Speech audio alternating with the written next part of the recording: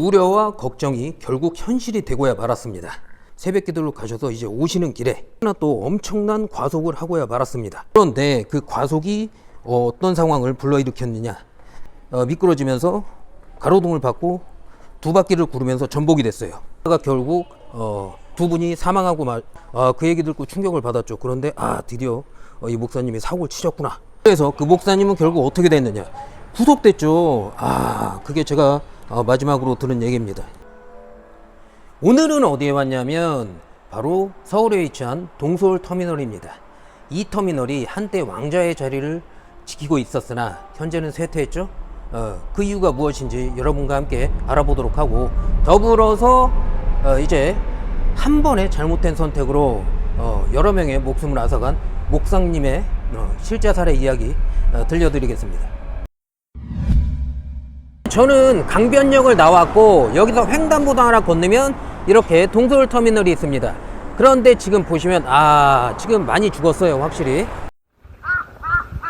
이 앞쪽으로 보면 한 사람 모습인 걸 알 수 있고, 예전에는 여기 앞쪽으로 택시들이 쭉 엄청나게 많이 서 있었는데 총알택시라고 하죠. 그리고 보면은 이 건물이 1층을 제외하고 위층들은 6층까지 거의 다 비어 있다고 보시면 됩니다. 1층은 여기 뭐 편의점, 약국, 뭐 햄버거 가게, 그 다음에 식당까지 해가지고 거의 다 꽉 차 있습니다.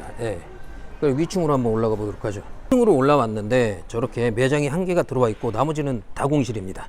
예전엔 여기 꽉 차 있었거든요.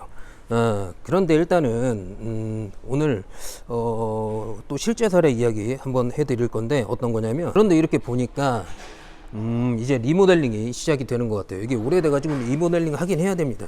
너무 오래됐어요. 노후화가 많이 진행된 상황이죠. 그런데 일단은 오늘 이야기는 특정 종교와는 전혀 상관이 없고 특정 종교를 비방하거나 절대 그런 목적은 아니라는 거 미리 말씀드립니다. 오래된 얘기긴 한데 1996년 7년 거의 30년 정도 됐죠. 그 동네 지역에 목사님이 한 분 계셨어요. 교회를 운영하고 계셨는데 와이프분이 집사를 맡으시고 하셔서 가정집처럼 해놓고 운영하셨죠. 그런데 문제가 뭐냐면 이분이 특전사 출신이었어요. 그래서 평소에 담배도 태우시고 굉장히 터프하신 분인데 술도 드셨습니다. 욕도 많이 하시고.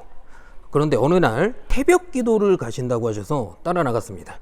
근데 이분이 평소에도 이렇게 성경 노래를 부르실 때 통기타를 치셨는데 막 이렇게 진짜 뭐 신들린 사람처럼 침 흘리면서 막 그러고 치셨거든요.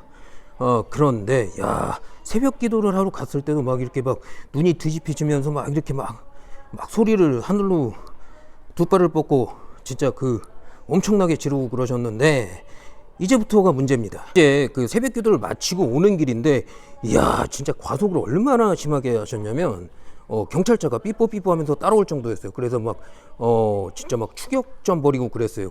그 당시에 무서워서 벨트를 메고 저는 옆에 앉았는데 그 이후로 그 교회를 새벽 기도 2번 따라가고 교회 자체를 안 갔습니다. 상가 철수 문구가 여기저기 붙어 있고, 그런데 진짜 그분 같은 경우는 불안불안했어요. 저는 이제 큰 사고 내실 것 같았는데 그 사고가 나고 말았습니다. 우려와 걱정이 결국 현실이 되고야 말았습니다. 제가 이제 그 길을 이제 안 가고 나서 이제 들리는 소문에 어떤 걸 들었냐면, 이거는 제가 알기로 뉴스에도 나왔어요. 이 내용. 그 당시에 그분이 또 다른 이제 그 당시에 이제 교회 다니시는 분들 3분을 데리고 새벽 기도를 가셔서 이제 오시는 길에 하나 또 엄청난 과속을 하고야 말았습니다. 그런데 그 과속이 어떤 상황을 불러일으켰느냐, 결국은 카고리 코너를 너무 빨리 돌다가 이게 미끄러지면서 가로등을 받고 두 바퀴를 구르면서 전복이 됐어요. 여기서 근데 가장 중요한 게 뭐냐면, 벨트를 메고 있었고 옆좌석 역시 동승자도 벨트를 메고 있었는데 문제는 뒤에 두 분이 벨트를 안 메고 있었어요. 요즘에 뒷좌석도 타면 다 벨트 매잖아요. 그런데 그 당시에 사회적인 분위기는 뒷좌석 타면 아무도 벨트 안 매는 그런 분위기였습니다. 결국 두 분이 사망하고 마셨어요. 제가 알기로 두 분이 돌아가신 걸로 알고 있고, 그 얘기 듣고 충격을 받았죠. 그런데 드디어 이 목사님이 사고를 치셨구나 라는 생각이 바로 들더라고요. 그래서 그 목사님은 결국 어떻게 됐느냐, 구속됐죠. 그게 제가 마지막으로 들은 얘기입니다. 그래서 그 교회는 없어졌습니다.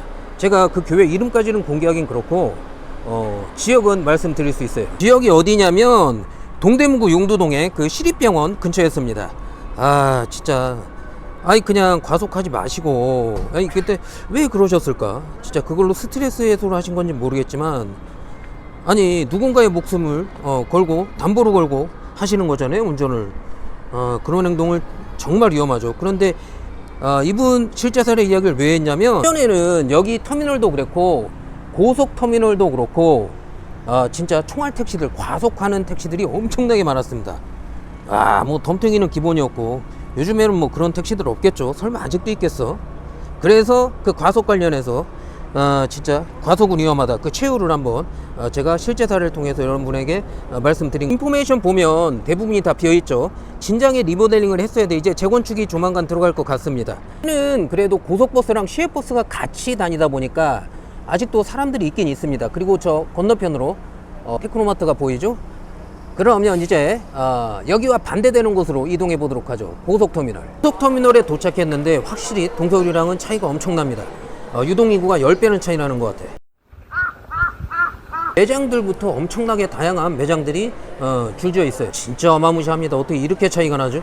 와, 없는 매장이 없습니다. 와, 죄다 프랜차이즈 업종들은 다 있는 것 같아. 사람들이 정말 많습니다. 여기 이렇게 승차홈이 있습니다. 다양한 노선이 있어요. 진짜 정말 다양한 업종들이 있고, 사람들이 다시 얘기하지만 빠글빠글합니다. 크기도 커요. 규모가 상당한데, 그런데 가장 중요한 건 끊임없이 리모델링을 해서 그런지 몰라도 진짜 시설이 엄청나게 깔끔하고 멋져요. 비교해 보면 진짜 여기는 엄청나게 현대식이죠. 진짜 깔끔합니다. 와, 진짜 요 안에 뭐 신세계부터 해가지고 뭐 다이소, 뭐 서브웨이, 파스쿠치, 이마트24, 노브랜드버거, 유니클로 없는 게 없어요. 아트박스까지.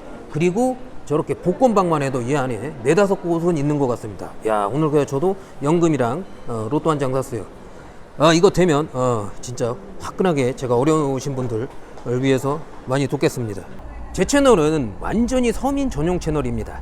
그래서 지금은 수익이 없지만 수익이 발생을 하면 저보다 어려우신 분들에게 정말 많은 도움을 드릴 거니까 최소한의 운영비만 남기고 전체를 다 도와드릴 거예요. 그 약속 지키는지 끝까지 지켜봐 주십시오. 제가 항상 늘상 방송에서 말씀드리죠. 이렇게 앞에는 한산한데 들어가면 사람들 빠글빠글합니다. 그리고 사이즈도 엄청나게 크죠. 그러면 이게 왜 이렇게 상황이 되었느냐, 이걸 우리가 추측해 볼 필요가 있죠. 시외버스와 고속버스가 같이 있는데도 여기에 밀렸어요. 종합터미널인데. 그리고 여긴 고속버스밖에 없는데도 이렇게 사람이 많은 이유가 뭐냐, 바로 이겁니다. 일단은 동서울터미널은 강변역 2호선밖에 없죠. 접근이 쉽지 않아. 그리고 테크노마트가 이제 박살나서 서로 연계 상권이 이루어지지가 못합니다. 그리고 너무 오래됐어요. 노후되고 리모델링이 중간에 없었단 말이죠. 이죠. 3호선, 7호선, 9호선 3개 노선이 이렇게 다닙니다, 여기를. 그러면 오기가 얼마나 편하겠어요. 입지와 접근성이죠. 결국은 이걸로 인해서 동서울터미널이 고속터미널에 밀렸다, 저는 그렇게 생각합니다. 그리고 또 하나가 있어요. 바로 동서울터미널은 강변역에서 내려와가지고 횡단보도를 한번 건너서 진입을 해야 되는데, 여기는 어떻게 되느냐, 바로 지하철에서 내리면 그냥 이렇게 지하 통로, 연결 통로로 연결이 되어 있습니다. 가기가 너무 쉽죠. 그러면 이제 해결책이 있느냐 없느냐, 그게 가장 중요하죠. 동서울터미널이 다시 살아나려면 일단은 거기 지하철 노선을 추가하는 거는 현실상 불가능하죠. 왜냐하면 시간도 오래 걸리고 돈도 많이 드니까.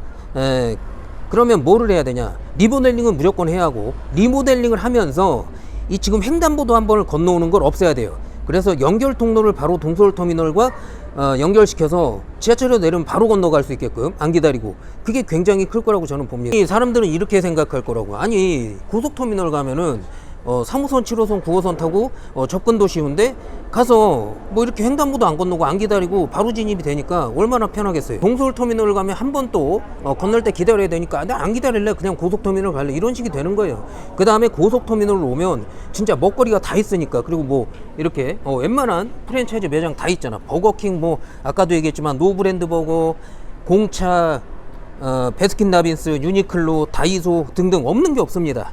그러니까 이런 것들을 같이 이용하면서 연계상권이 이루어진 거예요. 여기는 그래서 상권이 엄청나게 활발하게 잘 되었다라고 저는 보네요. 그래서 마무리해 보도록 하죠.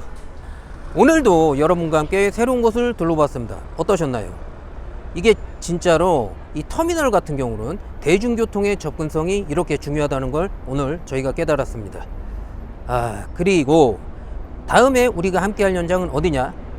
역시나 요즘에 제가 가장 자주 가고 있는 조성된 지 10년 된 이기 신도시입니다. 그곳에서 여러분과 함께 하도록 하죠. 그리고 오늘의 한마디 또 남겨야죠. 금메달은 한 개밖에 없다.